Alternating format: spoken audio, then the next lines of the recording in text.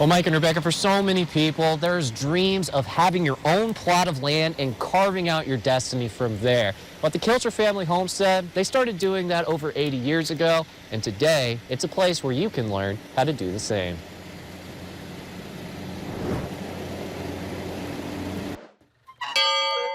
So that bell used to be hanging on the cabin, and when we were playing a lot and gardening and things like that. But after 3 generations, giving it a try.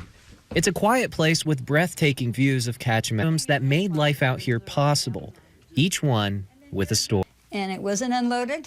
It all begins with Yule Kilcher. I wanted to leave Europe and start a place which was sustainable. The homestead began here in the Fox cabin on 160 acres. It was bought with his wife Ruth's dowry, bringing to life Yule's vision, as his 8 children refer to it. Yule left Switzerland for Alaska right before World War II. And so he came here and decided just to start a little utopia. So as time went on, the Kilcher family and the homestead itself grew, so they had to move out of the Fox cabin and into something with a little more space, to its current state at about 600 acres. He gave us each 5 acres so we could live here and be guardians of the vision. A vision he didn't want divided, so all the land is protected in a trust with his children being on the board. The homestead includes a 50-acre plot of land for tours and workshops for those who really want a taste of life on the frontier. For sap.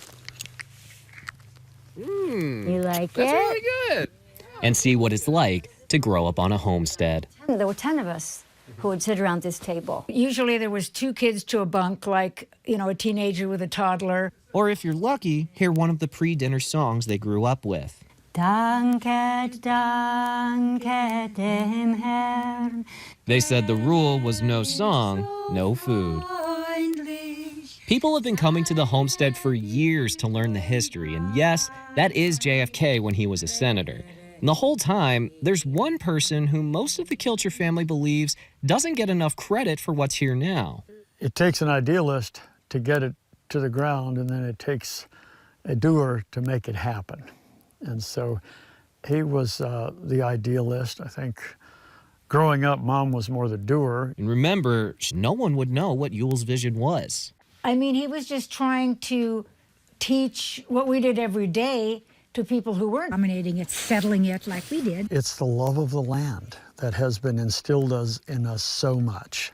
A vision that has capacity to live on the way it started, through family, like Otto's son August and his roughly 20 cousins. As every single one of us, I swear, still loves this place for what it is and what we truly